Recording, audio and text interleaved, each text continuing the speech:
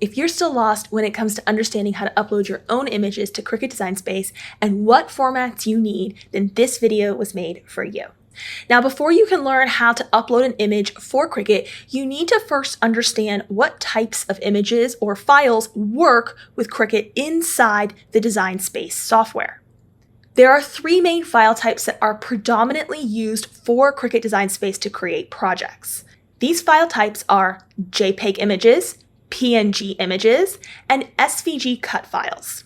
JPEG and PNG images are flattened single-layered images that are used for a print then cut process, which allows you to create a design, print the image out on your home inkjet printer through Cricut Design Space, then load the printed result onto your Cricut mat for Cricut to cut around the design.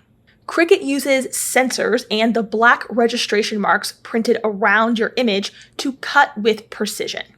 The print and cut practice is most often used for stickers, gift tags, invitations, printable iron-on designs, labels, and more.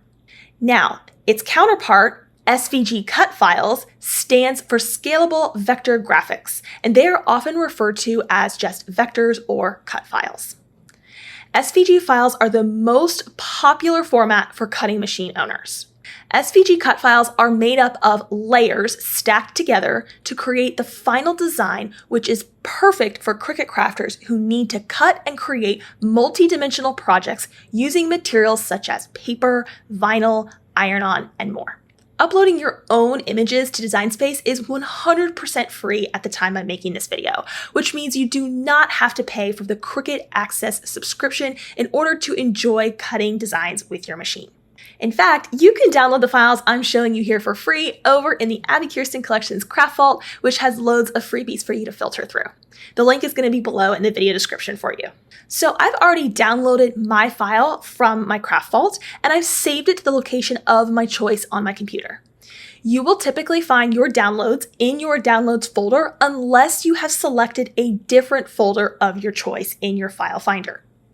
To start, open up the Design Space software and click on New Project at the top, or you can just toggle over to the canvas. Look for the design panel on the left-hand side and locate the Upload button. Then click on the Upload button and a new screen will appear. If you have never uploaded anything before, this screen will probably be blank or maybe auto-populated with Cricut's images. But once you start adding uploads, your most recent items will appear here. And anytime you wish to view all your past uploads, just click on the View All option. So I'm going to go ahead and click on Upload Image. And now I can click on Browse to open up my file finder and locate my design, or I can just drag and drop the file right inside this box, which is what I like to do. Now, I have Inkscape installed on my computer, which offers me this nice little preview when I set it up as the default. But for most of you who do not have this on your computer, you are going to see something that looks like a Chrome icon, a Edge icon, or a Firefox icon. Typically, SVG files will be represented by an internet browser icon. So the most important thing here is to know the name of your file, stay organized, and if you see it as an internet browser icon, you're in the right place. And if you do want to learn more about using Inkscape as a crafter, I have a free workshop on that below. I'll link it for you. So I'm going to drag and drop my image over to Design Space. Now you're going to get a preview, and please know that you should never rely on the accuracy of these preview images. Sometimes they're cut off, sometimes they're just grainy and pixelated looking, so don't judge everything by the preview. Click Continue and then give your file an alternate name if desired. I usually just leave it as the default, and then click Upload. Your image will drop right into the Design Space canvas for you. With SVG files, you may wish to play around with separating the layers. To do this, right-click on an image and select Ungroup.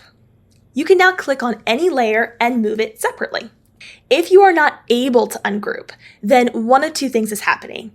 Either you did not upload an SVG file, but rather you uploaded a PNG or a JPEG image, or perhaps you uploaded an SVG file that only has a single layer, no stackable layers to ungroup.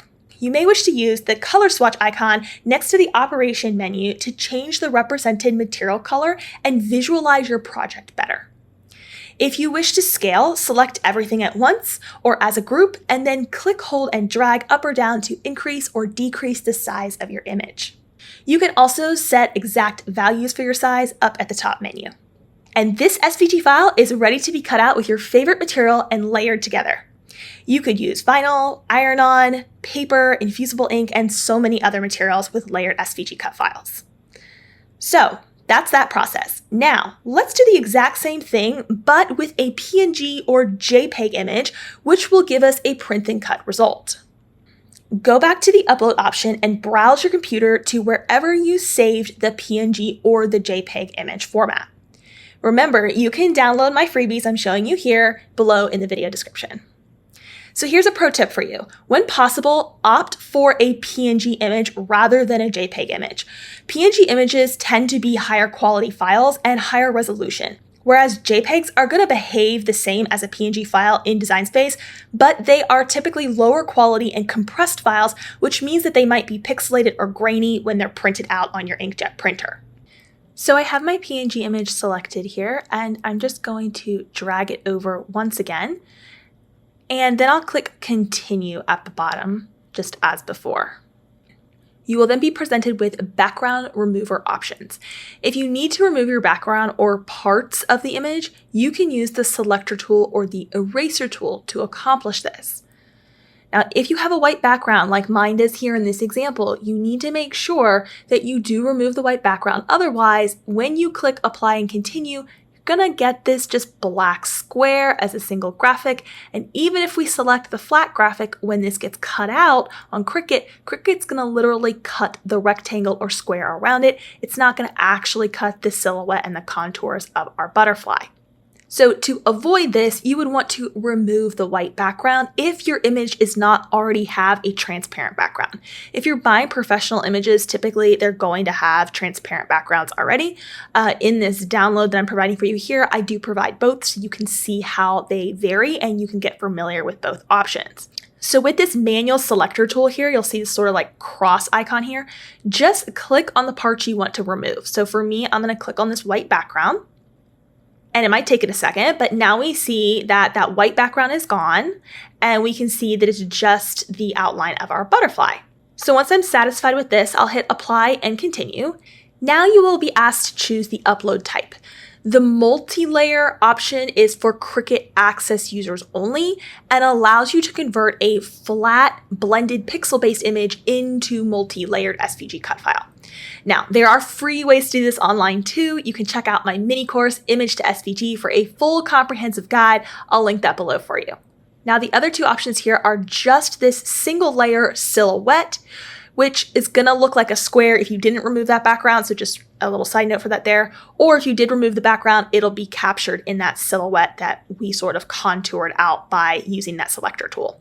Now the third option, the flat graphic, which captures all the pretty colors and will give us the print and cut result we are looking for, that is the one we're gonna wanna select in this case. So always select the flat graphic for the print then cut option. I'm going to click Continue at the bottom, and if you want to give the file an alternate name at this point, you can just as before, and then you can go ahead and click Upload. So PNG images especially, but also JPEG images, can sometimes come in really, really large. That's not uncommon. You're usually going to need to scale them down using the transformation box or the sizing boxes up here at the top. So again, I would come to any one of these corners and hover over until I get that double arrow, click, hold, and drag, and you can shrink it down and scale it to size. Now, it's important to note that for print and cut, there is a little bit more red tape with size restrictions than there is with an SVG file. If you get this red exclamation point over here in what's known as the layers panel, then you may need to adjust your size in order to make sure you're not going beyond the maximum for that particular image and what Cricut can handle. So if you click on this exclamation point here, you can use this auto resize option here, and it'll resize it to the maximum size for the paper that has been selected or what your home inkjet printer can handle. You can also opt to change the page size to a different size like legal or tabloid if your printer can accommodate that. It's very important that you have a printer that can actually accommodate that. Now, if you ever wish to change a layered SVG file into a print and cut option, then you can absolutely do that in one click with the flatten tool at the bottom of the layers panel. So this one over here that I regrouped and hid in my layers panel, our initial SVG upload, this is currently a layered SVG. We can see all the pretty layers inside of it. And if I want to change it into a print and cut option, I can use this flatten tool at the bottom. And in one click, this is now a print and cut option. The Cricut will print out through my inkjet printer and then cut around the design. You can, of course, also unflatten at any time to take it back to its original state. So, did this tutorial for uploading images to Design Space help you? If so, please subscribe. And if you are new to Cricut and you need more help understanding Design Space, make sure you grab my Cricut Confidence Printable Guide, which teaches you how to easily navigate and use every tool in Design Space for both computers and mobile devices. If you still have questions, please leave them below so I know what to cover in future videos. I'm Abby, creator of Abbi Collections, teaching you how to craft with joy and confidence. Bye for now.